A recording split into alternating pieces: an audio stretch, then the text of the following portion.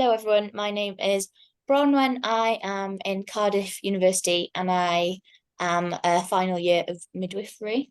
So last summer I went to Uganda for a month for my elective. I worked in Chiwoko Hospital, which is a Christian hospital over there. There's a few doctors and staff members over there who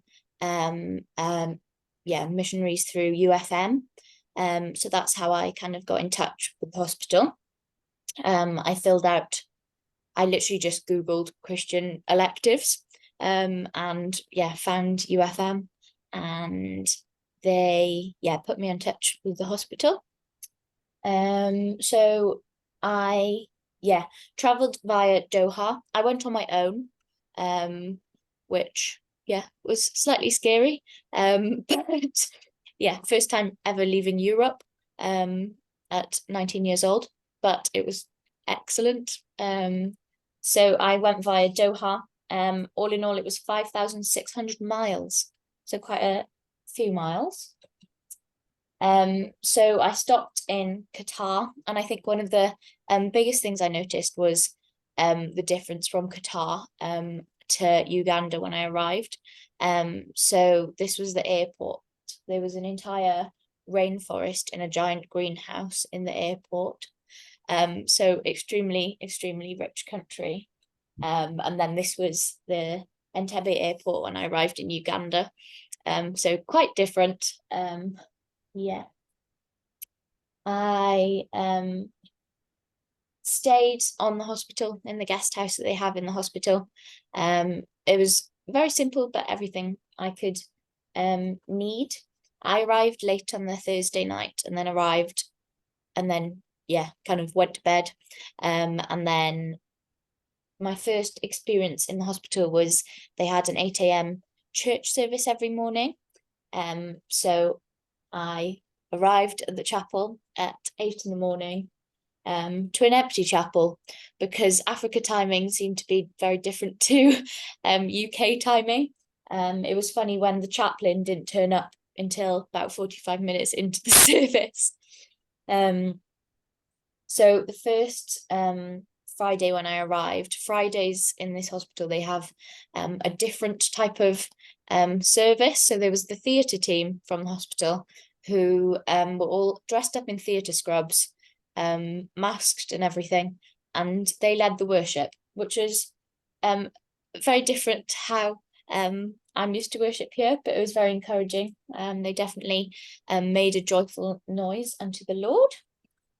I was going to play some videos, but I don't think I can play them on this platform.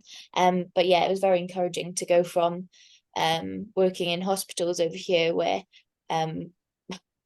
lots of people wouldn't even know that I'm a Christian, or you wouldn't necessarily have another Christian working at the same time as you, to then go to a hospital where their motto is "We treat, Jesus heals," and to have Christ be at the center of everything they do, and to start the day with the Lord all together. Can't see that picture. Oh well. While I was over there, I had the opportunity to serve in their holiday Bible club that they had.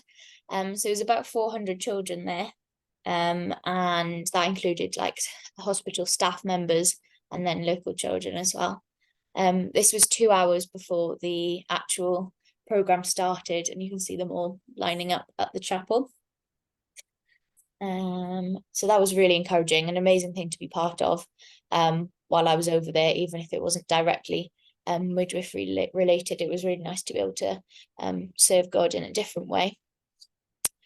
It was a bit of a culture shock arriving over there. I'd anticipated a culture shock, but I think the unknown was the biggest thing going through my head when I arrived. So on the Saturday, I went to the market. There was a German medical student there while I was there. And we were in the market buying some pineapples, and they will just hand random babies to you, which wasn't something that I'd been pre-warned about. And then the main form of travel is boda boda, which are these motorbikes. So I didn't tell my parents about this until I came back. But we rode on the bodabodas on the first Saturday I arrived.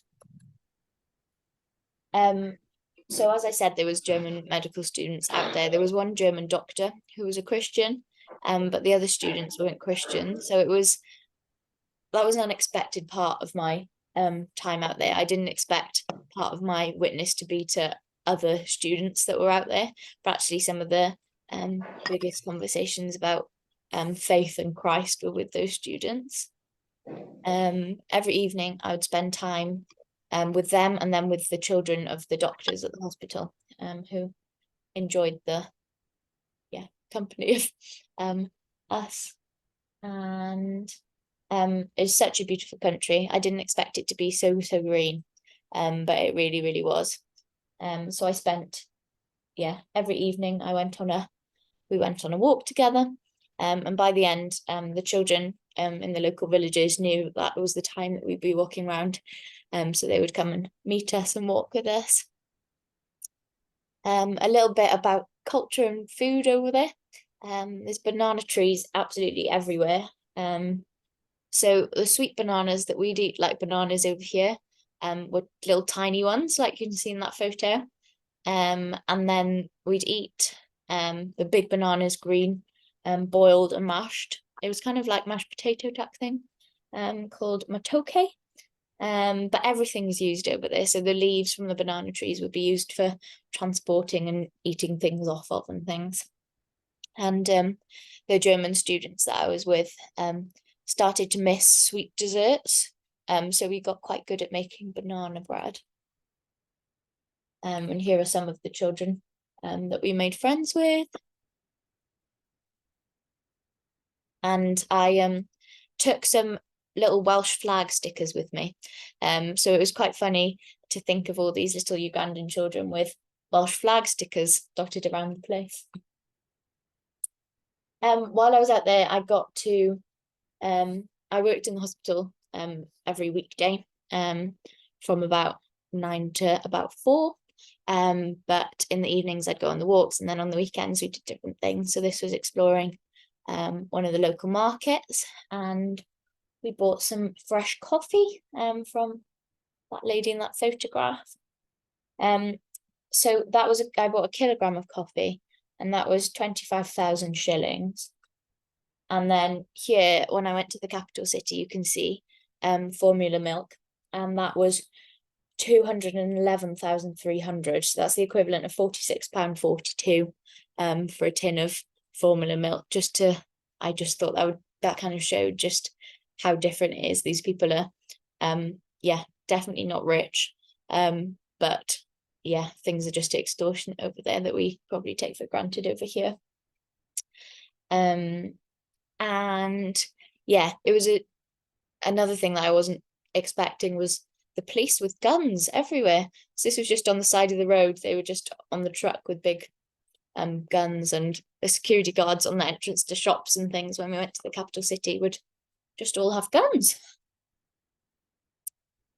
As I said, we got to explore on the weekends. So I spent the one weekend in the capital city, and we went to watch a cultural show where they showed different dances from different tribes in Uganda, which was so interesting to see what Uganda historically has been like, especially compared to now, where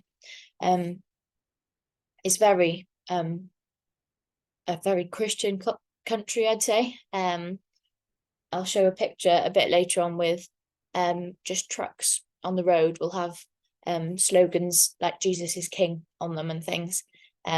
Nobody is an atheist, really. They might be, but they wouldn't call themselves that. Everyone's either a Christian or a Muslim.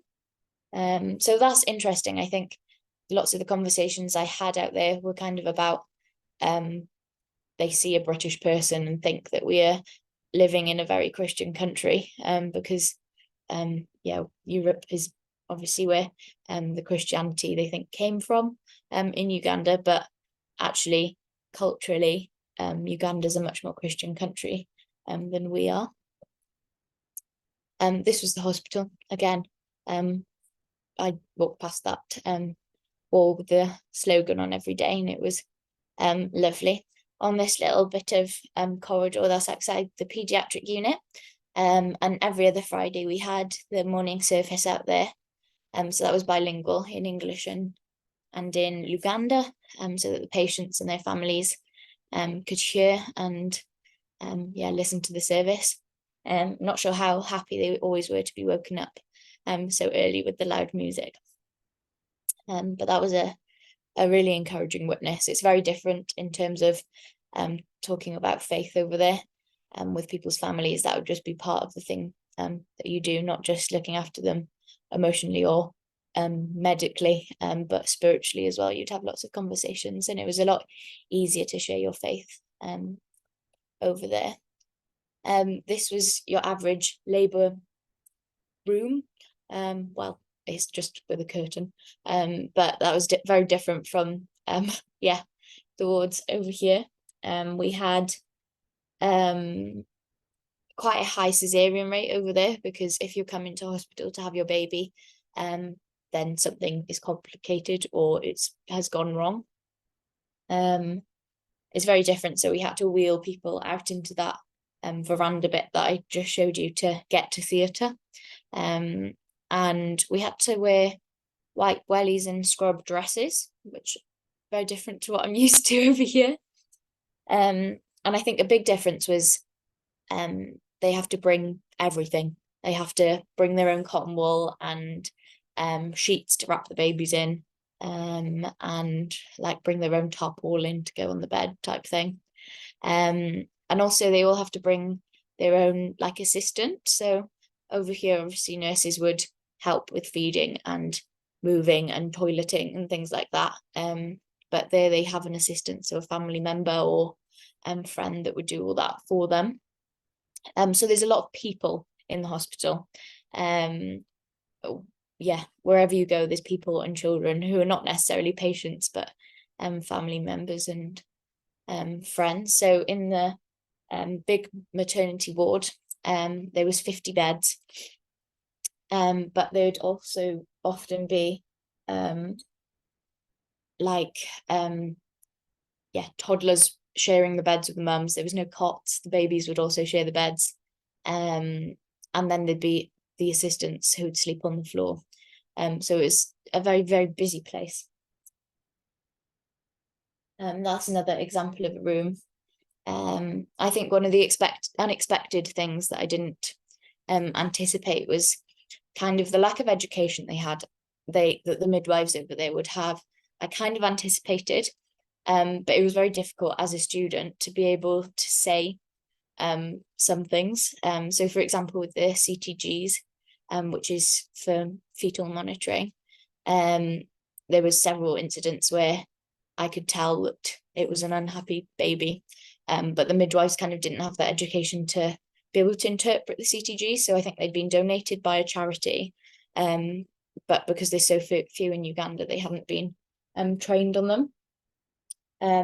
So that was something I wasn't expecting to do, but I was able to kind of do a little bit of teaching around CTG interpretation and things. And then this is what the labour ward looked like. We had lots of babies who were born before arrival, and lots of premature babies. So in my first week, I saw maybe 4 twin deliveries, premature twin deliveries. So it was definitely an eye-opening and learning opportunity. I did things and saw things over here that lots of people won't see in the UK for many years. Some of the ambulances look like this on the left, so they're motorbike ambulances. So that was a very different thing. And then these are some of the babies that I saw. So the 2 babies on the left, we delivered via cesarean section. But to give you kind of a grasp of how tiny and how premature they are, that's 2 babies in my forearm. So very, very little. And they have no hats, so we just wrap them in the sheets that the parents bring. I think one of the things that I wasn't anticipating was I anticipated a lack of resources, but culturally there's a big difference in kind of preparation and get up and go type thing. So lots of these babies who are born prematurely and things end up having birth injuries, which lead to cerebral palsy and things like that, from hypoxia.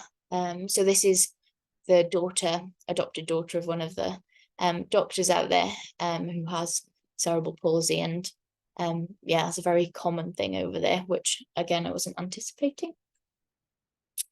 Oh yeah, but this is the postnatal ward. So you can see, I took this photo when it wasn't busy, but it was very busy out there. And the welly stand for drying the wellies outside, and the theatre scrubs drying outside. So my hospital had a very good neonatal unit, so one of the best in the country, because they are funded by a big Australian and American charity. So we saw babies being transferred from like 200 kilometers away to come to this neonatal unit. So that was difficult at times, but very encouraging. And actually you can see these doctors that they really do care, and speaking to parents is a big difference in the fact that because it's a Christian hospital, they care so much more for the whole family than in different hospitals. This is Jaira, who's a Ugandan medical student who I became good friends with. And it was so lovely to have someone of a similar age to me from a completely different background. She's born and raised in Uganda, but actually, we became very good friends and have stayed in touch. So, knowing that even from across the world, you can make really good relationships, especially because we had Christ in common. I was able to do things that weren't quite midwifery related. So I went out with the community mental health team, but over there mental health has a very different meaning. So it's kind of, again, lots of the babies with disabilities, learning difficulties. So I took up a slightly new role than I'm used to over here. And we did physiotherapy and kind of learning to teach these parents how to play with their children. Over there, the culture is very much, if you have a child with a disability, you will build an outhouse for them and they'll stay there on their own. But the hospital is doing lots of outreach work to try and change the culture about that. That's quite a typical Ugandan house. So I'd take a photo of. Normally there's people around houses all the time. So it was different to see a house without people outside. We did an antenatal postnatal class clinic type thing. When I asked where we were going, they said the clinic under the mango tree. So that's what this was. Midway through the clinic, it started to rain, so we all piled into the matatu, which is like a minibus, and so we ran them in.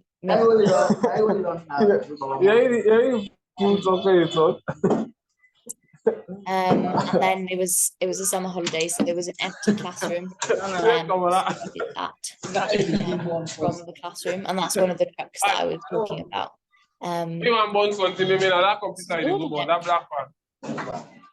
That was our makeshift antenatal clinic. I want time. Then these are some of the yes. Sorry, Bron, we can't. Oh, perfect. Okay. Oh, there we go. Sorry, carry on. There we go. That's all right. These are some of the ladies that looked after us while we were out there. So aside from doing things in the hospital, they taught us how to do some Ugandan cooking. And I will say that I think the culture over there, they're very used to students coming over and kind of just looking at the interesting things and then running off. I very much tried to become part of the team and actually be useful. And I think in the end it did work. I did make friends with the midwives. And yeah, actually I did learn lots whilst I was over there, lots of the skills that I wouldn't necessarily be able to do very often over here. I got a lot better at over there. And you do learn lots when you have less resources. So for example, cannulation I'd not done much of over here, but did it quite often over there. So that was very helpful. I'm just checking I've not forgotten anything.